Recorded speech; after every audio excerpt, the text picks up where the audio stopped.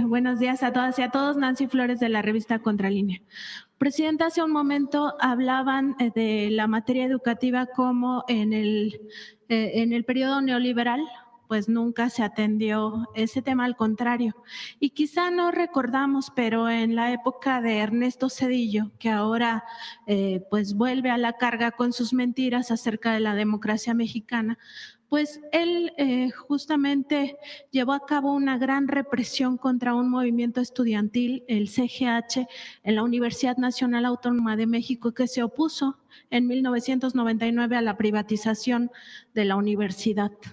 Además de este acto represivo, bueno, Ernesto Zedillo pues se caracteriza no solo por el gran latrocinio, uno de los mayores latrocinios que ha vivido el pueblo de México con el FOA-PROA, sino también con otras privatizaciones, entre ellas, por ejemplo, la de los ferrocarriles, pero también la de las pensiones en 1997. Y hay que hacer memoria porque los mexicanos, las mexicanas, le seguimos pagando a él una pensión vitalicia a través del Banco de México, que este año 2025 nos va a costar 1,700,000 pesos. Ernesto Zedillo también fue en su momento, su familia política, investigada por narcotráfico. Se le vinculó al cártel de Colima. Además de este tema, pues también es responsable de otras masacres, ¿no? Está, por ejemplo, el Charco, el Bosque, Aguas Blancas, Acteal. Eso ocurrió en ese sexenio. Él llegó a la presidencia incluso después de un magnicidio y nunca lo aclaró. Y ahora viene a hablar de que en México no existe la democracia cuando el pueblo de México por primera vez tiene en su poder la decisión de elegir al gobierno que lo representa y ahora también no solo al ejecutivo y legislativo, sino también al judicial. Preguntarle, presidenta, sobre esta hipocresía y también este cinismo de personajes del pasado que vienen pues a seguir diciendo mentiras. Bueno, ya mencionaste muchas de las desgracias de aquella época. Y sí, en efecto, ayer, después de haber mencionado este tema, de esta falsa defensa de la democracia, porque es eso. En realidad, los 36 años de neoliberalismo, supuestamente hubo alternancia entre el PRI y el PAN, que sigue siendo el PRIAN, por más que quieran diferenciarse. Mientras no cambiara el modelo económico, podía haber alternancia. Lo que no querían es que hubiera una transformación en el país. Eso para empezar durante los 36 años. Pero en efecto, el sexenio de Zedillo estuvo caracterizado por muchas medidas antidemocráticas, muchísimas. Bueno, la primera con la que empezó, desapareció la anterior corte y puso la suya, porque así fue. Llegó al gobierno, presentó una propuesta para modificar la Constitución, quitó a todos los que estaban en la Corte, pero a diferencia de ahora, que quien los nombró fue el pueblo, él los decidió, él decidió uno a uno quién iba a formar parte de la Corte. Entonces, ¿cómo se atreve a hablar de antidemocracia cuando él inicia, además de la crisis del 94 y el FOBAPROA, con el retiro unilateral decidido por una persona de la corte anterior y pone a la nueva corte? Y después, como bien tú dices, pues todas las historias de represión que hubo durante su sexenio, de persecución política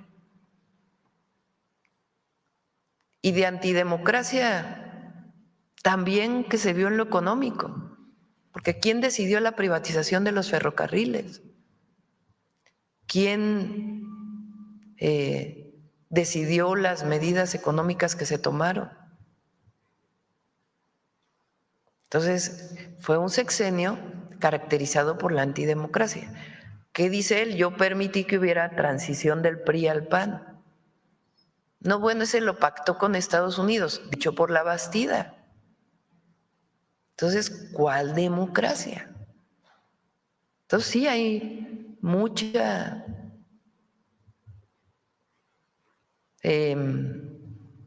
podemos llamarle hipocresía, podemos llamarle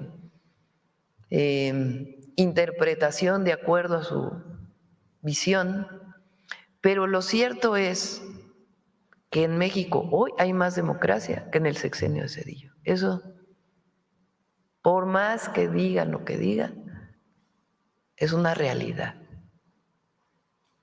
Porque la democracia es que el pueblo elija.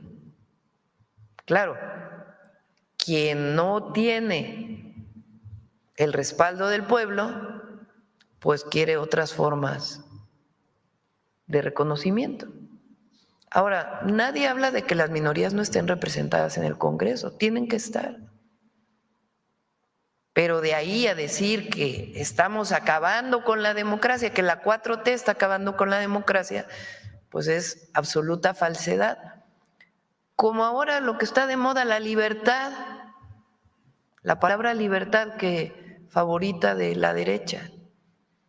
¿Cuál libertad buscan ellos? La libertad del mercado. Mientras unos se mueren de hambre porque tienen salarios bajos, como ocurrió durante 36 años con el neoliberalismo, ¿cuál libertad? ¿La libertad del mercado? Sin ninguna intervención, porque eso es a lo que apelan. Entonces, en realidad es una falsa libertad y es una falsa democracia la que defiende. La verdadera libertad es la que se vive hoy en México. Que tenemos problemas en el país, pues nadie lo niega y estamos trabajando para atenderlos. El problema es si queremos regresar al pasado autoritario, al pasado antidemocrático, al pasado en donde por el bien de todos primero los ricos, o ni siquiera por el bien de todos primero los del mero arriba, o regresar a una situación en donde el poder económico regrese a gobernar a México. Esa es la pregunta. ¿Queremos seguir avanzando por el camino de la transformación, de derechos para todas y todos los mexicanos, de libertades, de democracia, de independencia, de soberanía, o queremos regresar al pasado, de entrega, de antidemocracia, de autoritarismo, de represión, de falta de libertad de expresión, y donde quien gobierna es el poder económico? Esos son los dos proyectos de nación. Y hay quien sigue defendiendo el pasado. Entonces, qué bueno que lo mencionas, porque en efecto, muchos jóvenes, hay jóvenes que hoy tienen 25 años, nacieron en el año 2000, ya había acabado el sexenio de Zedillo. O nacieron en el 2006, ni siquiera les tocó el desafuero o el fraude electoral del 2006. Y hay que recordar la historia, porque si no, se cometen los mismos errores. Presidenta, en el tema del empresario Álvarez Puga, saber si también se tiene información de su esposa.